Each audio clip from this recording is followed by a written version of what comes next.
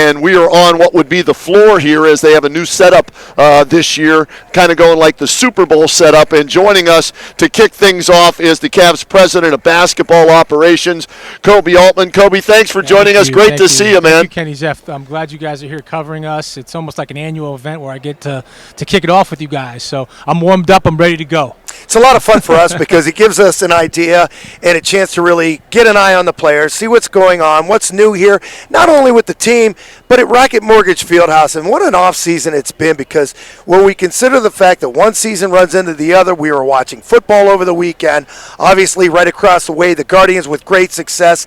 How has your off-season been? It's been great. I think, we did a really methodical off-season in terms of keeping our best players in town.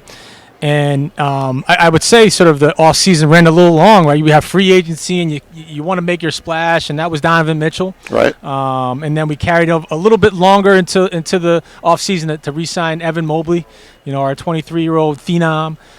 Then started having really good conversations with Jared Allen and his representation, and got him tacked on 3 years there. And so when you start there, it's been a really successful offseason. You think about keeping a superstar in Donovan Mitchell, re-signing one of your cornerstones for 5 more years, tacking on some more years for Jared Allen. And then late in the offseason, real late, we got Isaac Okoro done. And for us, I think keeping the continuity, keeping the best players under contract, and more importantly, showing that Cleveland remains a destination for great players to be successful and guys that want to be here. Also, a new head coach to coach these guys, to get them to the next level. What was it about Kenny, besides his time with the Nets, okay? And he has relationships already with J.A. and Karras and that. But what did you see in him that you said, you know what, this is our guy to take us to the next level? Yeah, and I will say this, this thing is not broken, right? It's not like we're coming in here making sweeping changes. You have a team that won 99 games. A young group, really, when you look at it. And so who's going to help us continue to grow internally the best, right? And, again, I think Kenny's had some great training in terms of, winning rounds of the playoffs, winning a championship with Golden State, being with T. Lue and with the Clippers, going to a conference finals there, certainly coaching deep into the playoffs, even this offseason coaching with Team France into the gold medal games. Which is a one-and-done sort of thing, almost like an NCAA tournament, right? Unbelievable training in terms of that level. But Evan Mobley is really important for our growth as an organization. 23-year-old that can do everything, runner up for Defensive Player of the Year. When we look at who develops talent the best, who has the best plan for young phenoms, it was Kenny at every pass. And we went deep. We had a long process in terms of our coaching search. And Kenny really spoke to us on how internally we're going to continue to grow this thing. And to win 99 games, to win a round of the playoffs with such a young group is awesome. How do we continue that ascent?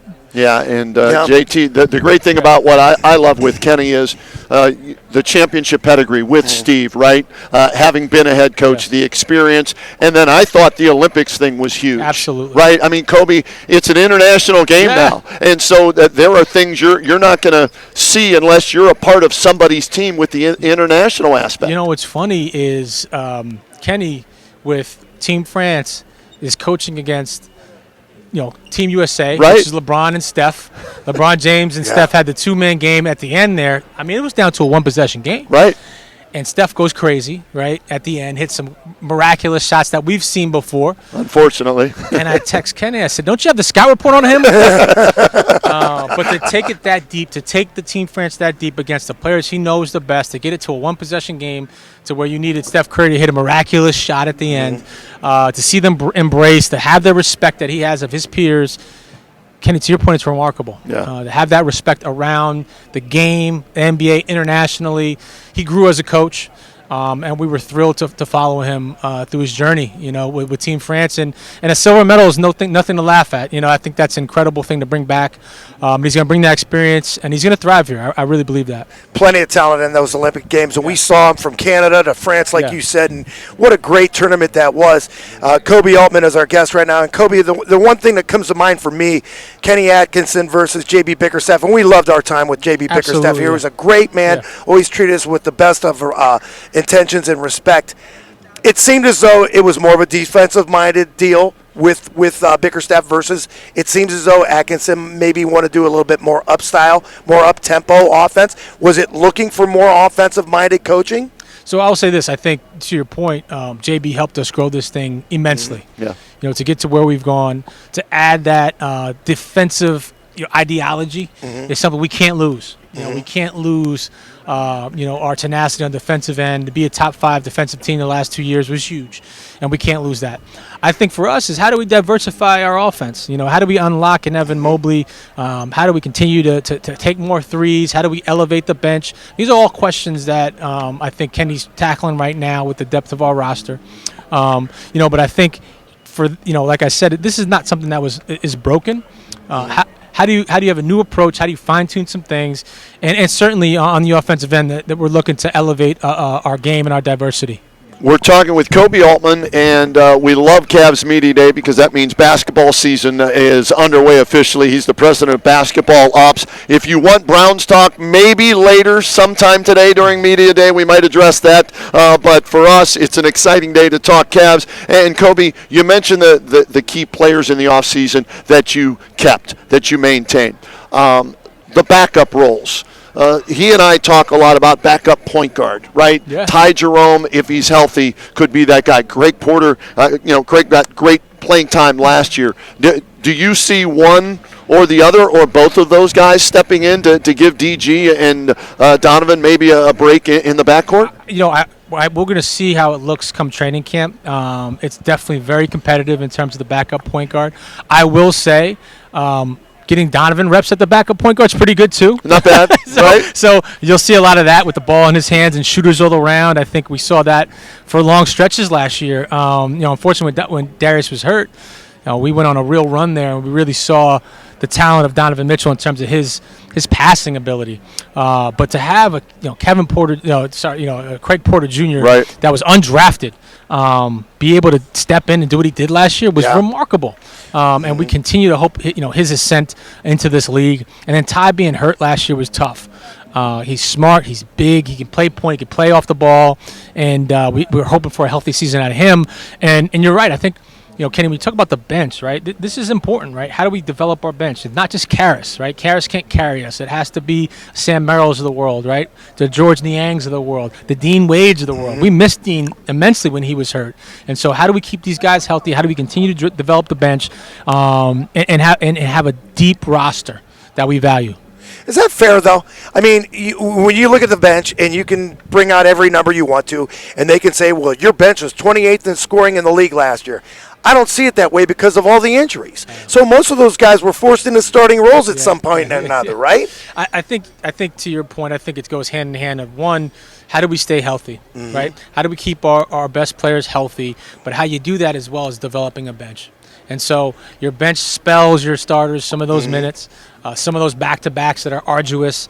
When you think about the league now, and give Adam Silver a ton of credit with the new media deals and how much money we're generating as a league. Right. Part of that is we've made the regular season more important with the amount of meaningful games. So now the in-season tournament that you have, those 4 or 5 games, those are playoff level loads, right? Okay. And now you look at the play-in tournament where it's not just 10 through 6 fighting to get in.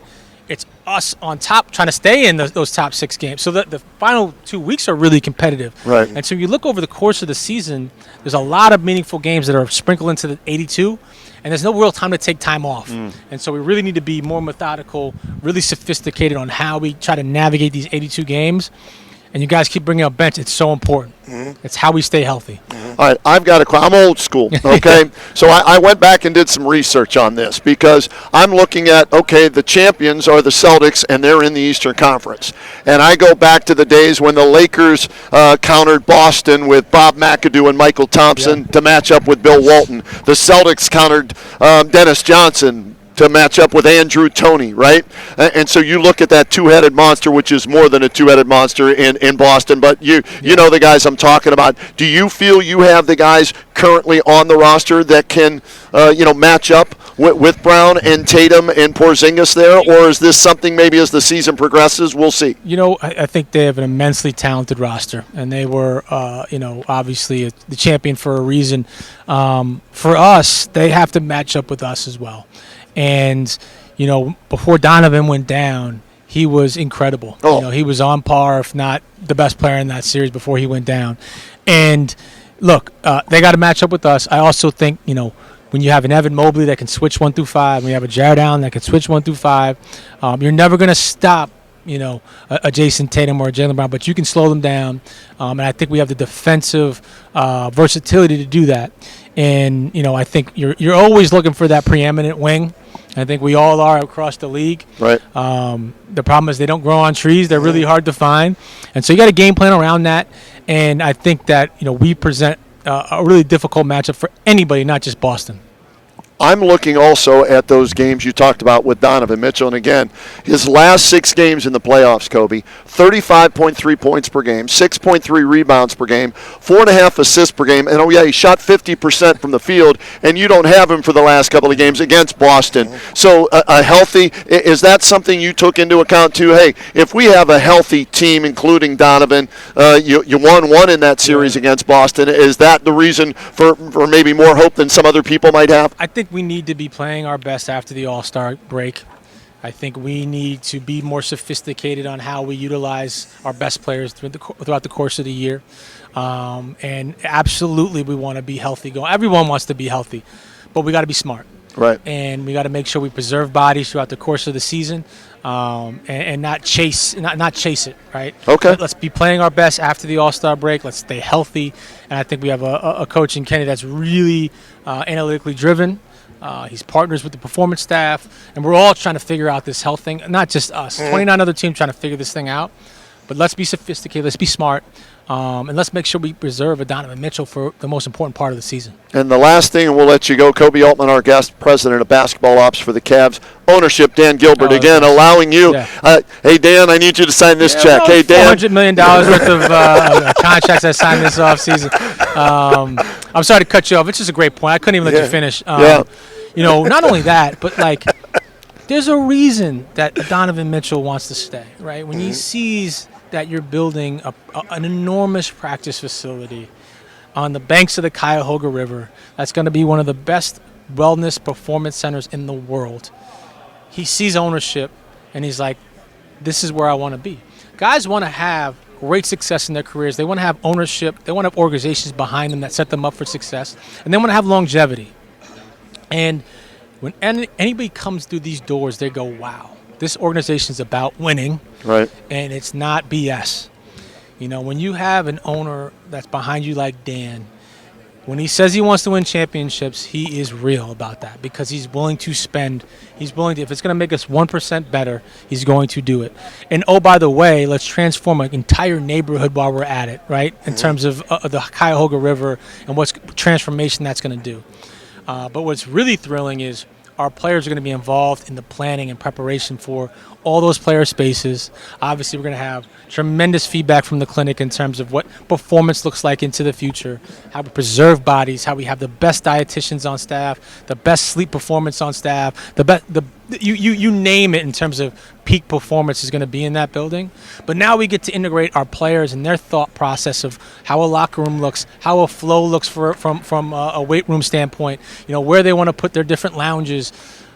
That goes into it. Right. And it all comes from, to your question, Dan, and the Gilbert family, to be able to let me dream big, to have this crazy idea to put this massive practice facility on the Cuyahoga River. You're crazy, right? It's not crazy anymore, right? Now it's come to fruition, and I couldn't be more thrilled with that level of support. When you're a president, GM, whatever you want to call it, to have that investment in your team, gives us an advantage. Yeah. It lets us compete with the New Yorks, the Miamis, the LAs of the world.